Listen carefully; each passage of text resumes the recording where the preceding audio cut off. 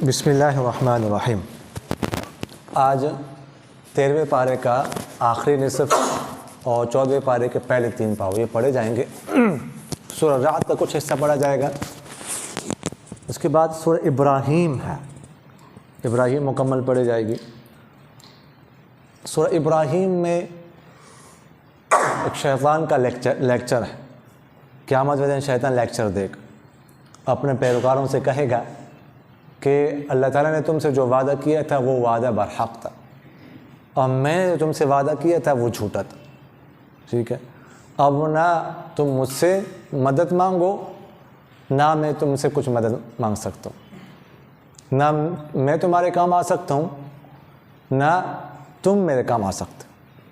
شیطان کے لیکچر کا خلاصہ یہ ہوگا کہ میں نے آپ کو سبز باغ ضرور دکھائے، ٹھیک ہے، لیکن میں نے کوئی زبردستی تو نہیں کی، نہ ہی میں زبردستی کر سکتا تھا۔ میں نے تمہیں بات کی ہے، باقی اپنے مرضی سے تم نے قبول کیا، میرے بات کو قبول کیا، میرے بات کو مانا، میں نے کوئی زبردستی تو کی نہیں تھی، لہٰذا اب نفسی اپنا ہی۔ یہ شیطان کے لیکچر کا خلاصہ۔ اسی سورہ ابراہیم میں ابراہیم علیہ السلام کے اہلیہ حضرت ہاجر کا اور ان کے بیٹے حضرت اسماعیل علیہ السلام کا واقعہ ہے۔ دیکھیے، حضرت ابراہیم علیہ السلام کی جو بڑی اہلیہ تھی ان کا نام تو سارہ تھا۔ یہ جو حضرت ہاجر ہے تو اصل میں یہ ایک بادشاہ کے باندی تھی۔ یہ جب یہاں سے نکلے عراق سے اپنی اہلیہ کو ساتھ لے کر، اپنے بھتیجے حضرت لوط علیہ السلام کو، بس 2 بند یہاں سے نکلے نا، ٹھیک، اپنے اہلیہ ساتھ تھی اور بھتیجے ساتھ تھے، یہاں سے ہجرت شام کی طرف۔ راستے میں جب پہنچے تو حضرت لوط علیہ السلام جو بھتیجے تھے وہ تو صدوم، جو اردن میں ابھی ہے ایک علاقہ، وہاں پہ پانی کھڑا ہے، ان پر جو عذاب آیا تھا، تو اس طرف بھیجے گئے پیغمبر بنا کر۔ تو وہ الگ اب ابراہیم علیہ السلام ان کے اہلیہ یہ شام کی طرف جا رہے ہیں۔ تو بادشاہ کو پتہ چلا، وہ بادشاہ بد چلن تھا، وہ کوئی بھی ایسی عورت، خوبصورت عورت نظر آتی تھی تو اس پر ہاتھ ڈالتا تھا۔ تو پتہ چلا حضرت سارہ کے بارے میں۔ خیر، حضرت سارہ کو بلایا، ایک دفعہ اس نے غلط ارادے سے کوشش کی ہاتھ ڈالنے کی، لیکن ہاتھ ہی شل ہو گیا، ٹھیک ہے۔ پھر اس نے دعا کی، حضرت سارہ سے کہ میرے لیے دعا کرے، پھر دعا کی، پھر ٹھیک ہو، پھر دوسری دفعہ شل ہوتا تھا فوراً اس کا ہاتھ۔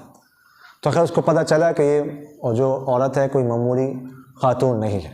تو اس کے بعد خیر ان دونوں کو چھوڑا، حضرت سارہ کو چھوڑا، ہاتھ نہیں لگایا، اور ساتھ اپنی باندی جو ہے ہاجر بھی گفٹ کر دی حضرت سارہ کو، ٹھیک ہے۔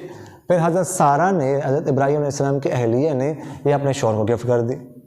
تو اس کے بعد یہ جو حضرت اسماعیل علیہ السلام ہے یہ حضرت ہاجر سے پیدا ہوا ہے، بڑے بیٹے ہیں اسماعیل علیہ السلام ابراہیم کے، بڑی عمر کے تھے حضرت ابراہیم علیہ السلام جب یہ بیٹے پیدا ہوئے۔ تو بس اب کیا ہوا، گھر میں کیا حالات پیدا ہو گئے، حضرت سارہ نے کہا کہ ادھر نہیں رہ سکتے ہاجر بیٹا۔ تو خیر اب وہاں سے آپ اندازہ لگائے، شام سے یہ آتے ہیں مکہ، حضرت اللہ کا حکم ہوا چلو لے جاؤ ان کو، ہاجر کو نکالا، بیٹے کو نکالا، ٹھیک ہے۔ اب یہ جو ہے وہاں سے روانہ ہو گئے۔ اب اللہ کا حکم ہے کدھر جو ہے نا، وہ کدھر جانا ہے کچھ پتہ نہیں، چلو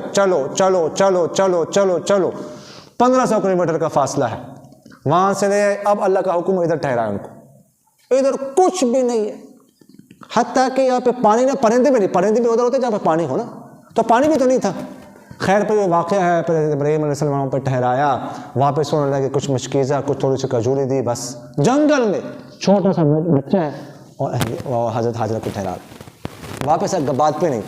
تو حضرت حاجر نے کچھ اللہ نے حکم دیا، اللہ نے حکم دیا، تو پھر حضرت حاجر نے کہا ٹھیک ہے اللہ تعالیٰ ابھی ہمیں ضائع نہیں کرے۔ خیر اس کے بعد پھر واقعہ زمزم میں کنواں نکلتا ہے، خیر و تفصیل تو یہ ذکر ہے اس صورت۔ اور پھر 14واں پارہ شروع ہوتا ہے، اس کے شروع میں جو ہے نا سورہ حجر ہے، حجر کا ذکر ہے۔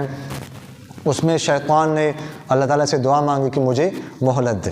دیکھیے دعا کسی کی قبول ہو سکتی ہے، کافر کی دعا بھی قبول ہو سکتی ہے، شیطان کی دعا قبول ہو گئی، لیکن کفار کی دعا دنیا کے حق میں قبول ہوتی ہے، آخرت کے حق میں نہیں۔ شیطان نے دعا مانگی نا مجھے مہلت دے، اللہ تعالیٰ نے مہلت دے دی، حالانکہ اس نے نافرمانی کی نا، سجدہ نہیں کیا، تو اللہ تعالیٰ غصے میں ہے، لیکن اس کو اس وقت دعا مانگ رہے ہیں، اس وقت دعا مانگ رہے ہیں، اللہ تعالیٰ دعا قبول بھی کر رہے ہیں، کیونکہ اس کو پتہ تھا کہ اللہ تعالیٰ جذبات میں نہیں آتا۔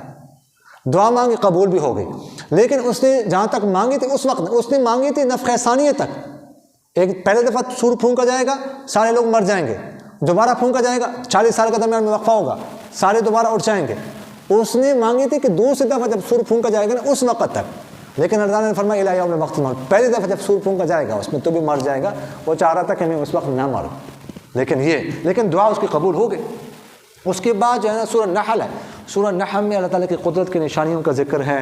اللہ تعالیٰ نے خاص کر جانوروں کا ذکر کیا کہ دیکھو جانور تم دیکھو اس میں تمہارے لیے زینت کا بھی سامان ہے۔ ریوڑ جب نکلتا ہے شام کو، صبح گھر سے نکلتا ہے شام کو آتا ہے، جن کے ریوڑ ہوتے ہیں ان سے پوچھ لے کتنا خوبصورت لگتا ہے لمبا ریوڑ۔ اچھا فرمایا اس میں تمہارے لیے سردی کا بچاؤ کا سامان ہے، ٹھیک ہے، تم جیکٹ بناتے ہو، آج کل ایک جیکٹ لاکھوں میں بھی ملتی ہے، تو یہ دیکھیں۔ اور پھر اس پر تم سواری کرتے، اونٹ دیکھو، اونٹ کتنا بوجھ اٹھاتا ہے، اس وقت اونٹ تھا نا سب کچھ یہ، اور دیکھو خچر وغیرہ، گدھے کا بھی ذکر ہے۔ اور اسی طرح فرمایا اللہ تعالیٰ نے کہ دیکھو یہ جانور پہ ذرا تم غور کرو، اس سے جو دودھ نکلتا ہے دودھ، یہ اس پیٹ کے اندر خون بھی ہے اور اس کے پیٹ کے اندر گوبر بھی ہے، لیکن تمہیں دودھ نکل رہا ہے صاف ستھرا، نہ ایک قطرہ اس میں خون کا ہوتا ہے اور نہ ہی ایک ذرہ برابر اس میں ذرہ کوئی گوبر کا ہوتا ہے۔ یہ کون کر رہا ہے؟ یہ اللہ تعالیٰ کر رہا ہے۔ اور پھر فرمایا کہ ان جانوروں سے تم خیمے بناتے ہو، تم گھر بناتے ہو، خیمہ پورے گھر ہے۔ یہ اللہ تعالیٰ کی قدرت کی نشانیوں کا ذکر ہے۔ صفحہ 209